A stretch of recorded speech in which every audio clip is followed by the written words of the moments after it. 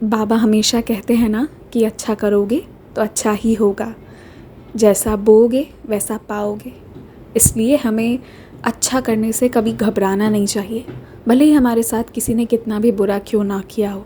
हमें अपने कर्म अच्छे रखने चाहिए, क्योंकि ज़िंदगी में अच्छाई 1000 गुना लौट कर आती है। ये अनुभव एक बाबा की बहुत प्यारी बेटी का है, जो अपने ज़िंदगी में बहुत परेशान थी एक समय पर बाबा पर इनका विश्वास वो बहुत दृढ़ है। पास्ट 2 महीनों की परेशानी को ये अपने मन में लिए हॉस्पिटल में काम कर रही थी। तो एक दिन क्या हुआ कि अचानक कहते हैं ना कि कभी कभी हमारी वो हल्की सी आँख लग जाती है, यानी हल्का सा हम एकदम स्लाइटेस्ट हम थोड़े से नींद में चले जाते हैं। तो ये वैसे हल्का सा इनके साथ हुआ। एंड जैसे ये सपने में गई तो ये क्या देखती हैं कि बाबा इनसे कह रहे हैं कि आज मैं तुमसे मिलने आऊँगा and that he will bless her. वो उन्हें आज आशीर्वाद देने आएंगे, ऐसा बाबा उनको बोले। और ये देखने के बाद वापस उनकी नींद खुलती है, वो होश में आती हैं। तो उन्हें ऐसा लगा ना कि नहीं नहीं, ये मेरा सपना नहीं था, वाकई में बाबा ने कहा है कि वो आज मुझसे मिलने आएंगे एंड वो मुझे आज आशीर्वाद देंगे। तो खैर ये चीज़ हुई। फिर उसके बाद भारी मन था, लेकिन बीच में बाबा के आने का सुकून था। इसके साथ उनके लंच का टाइम हो गया, तो वो वापस अपने गाड़ी के पास गई अपना टिफ़िन बॉक्स लेने। तो क्या होता है कि वहाँ पर एक अंकल आते हैं और वो इनसे कहते हैं कि बेटी बस स्टैंड कहाँ है, मुझे ज़रा उसका लोकेशन बता दो, मुझे जाना है। तो इन्होंने उन अंकल को बताया कि अंकल ऐसे ऐसे है। अब क्योंकि हॉस्पिटल का जगह है तो उन्होंने उन अंकल को पहले कभी नहीं देखा था और बाद में भी कभी नहीं देखा। तो बहुत सारे लोगों का आना जाना होता है।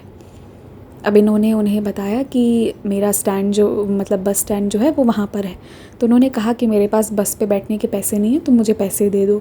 तो इन्होंने उन्हें टिकट्स के लिए जो भी चार्ज लगेंगे वो इन्हें दे दी और उन्हें जो है प्रॉपर लोकेशन बता दी। फिर वो अंकल बोले कि मुझे बहुत भूख लगी है, मुझे खाने के लिए भी पैसे चाहिए। तो इन्होंने उन अंकल को खाने के लिए भी पैसे दिए। ये सब हो गया, फिर वो वापस अपने हॉस्पिटल चली गई एंड सारा सब काम हो गया उस दिन का। फिर वो अपने घर चली गई। यहाँ उन्होंने किसी इंसान का मदद किया था। तो घर जाते ही एक बहुत ही प्लेजेंट सी खुशखबरी उनका इंतज़ार कर रही थी। इनकी बहन जो गवर्नमेंट स्कूल में टीचर हैं, उन्होंने बताया इन्हें कि पिछले 1 सालों से जो उनकी सैलरी नहीं मिल रही थी वो उन्हें आज जाकर मिली है। आई मीन आप किसी भी जो गवर्नमेंट एम्प्लॉय हैं या कोई भी, देखिए एक मिडिल क्लास फैमिली जो होती है या मतलब एक नॉर्मल जो मेहनत करने वाले क्लास हैं, उन लोगों को सैलरी की ज़रूरत होती है। ऐसा नहीं है कि हम 5, 6, 7 महीने सैलरी के बिना रहे तो चल जाएगा, ज़िंदगी मुश्किल होने लगती है।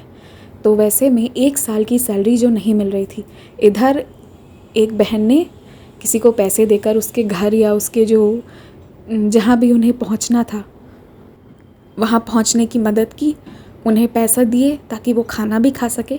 इधर एक बहन ने किसी का मतलब भूख शांत करने की कोशिश करी, उधर दूसरी बहन जो है उसे बाबा जो है उनकी रुकी हुई सैलरी भेज दिए। तो ये उनका अनुभव हुआ। और उन्होंने ऐसा कहीं मेंशन नहीं किया कि वो जो इंसान थे वो उन्हें कहीं से भी बाबा लगे। लेकिन आपको एक बात बताती हूँ, हर इंसान के अंदर साईं है। उस रूप में, उस इंसान के रूप में वो बाबा थे।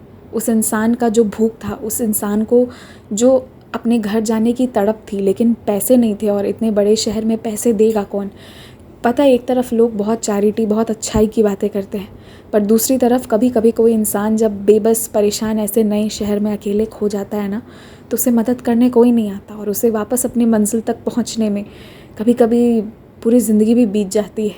ऐसा भी होता है। तो वैसे उस जगह पर, क्योंकि कहा जाता है ना कि हर इंसान के भीतर साईं है, तो यहाँ इस बहन ने उस साईं का, उस इंसान का मदद किया बिना किसी लालच के। और उधर दूसरी बहन जो है उन्हें बाबा उनकी सैलरी भेज दिए, वो भी 1 साल से रुकी हुई सैलरी। और बाबा तो आशीर्वाद भी दे गए थे सपने में। तो ये था इनका बहुत ही खूबसूरत सा अनुभव। और ये छोटा सा एक्सपीरियंस था, मतलब कम ड्यूरेशन का था, पर बहुत ही सुंदर सा ये अनुभव था। ये हमें ये बताता है कि अगर बाबा पे दृढ़ विश्वास है ना, तो मुश्किल कुछ भी नहीं है, सब आसान है। क्योंकि हमें कुछ नहीं करना पड़ता, हमारे बाबा आते हैं और वो सब करके जाते हैं। तो ये था आज का अनुभव। और आप लोग अपने अपने एक्सपीरियंस शेयर कीजिए। आप लोग एक्सपीरियंसेस तो बहुत सारे लोग सुनते हैं, पर आप लोग शेयर भी कीजिए। जो भी एक्सपीरियंस है वो आप इंस्टाग्राम, ईमेल आईडी के थ्रू शेयर कीजिए, व्हाट्सएप पर भी भेज सकते हैं, ऑडियो वीडियो जैसे मन करे वैसे भेजिए। लिख के भेजना हो लिख के भेजिए, ठीक है, पर अपने अपने अनुभव ज़रूर शेयर कीजिए। आपको पता है इस कलयुग में अगर हम बाबा का लीला गान करते हैं, हम बाबा के अनुभव सुनते हैं या किसी को बताते हैं, तो वो यही काफ़ी है। मतलब बाबा यही कहते हैं कि ये करने से भी हमारे लाइफ में जो भी मतलब हम हर प्रॉब्लम से आगे बढ़ जाएंगे। एंड दैट इज़ वाई ये सबसे ईजी फॉर्म ऑफ साधना भी है। इसीलिए अपने अपने अनुभव ज़रूर शेयर कीजिए, और सिर्फ शेयर मत कीजिए, जब भी आपको टाइम मिले तो आप सुनिए भी, चाहे आप यहाँ सुने या आप किसी भी चैनल पर सुने या आप कहीं पर भी बैठकर इंटरनेट पर पढ़ें। लेकिन ना, एक दिन में मिनिमम एक एक्सपीरियंस जो है उसे ज़रूर पढ़िए या ज़रूर सुनिए, आपको बहुत सुकून मिलेगा। और कभी कभी कोई एक्सपीरियंस हो सकता है ना जो आपको लगे कि ये छोटा सा अनुभव है, पर जब वो अपने खुद के लाइफ में वो घटित होती है तो आपको बहुत आनंद आएगा, बहुत मज़ा आएगा।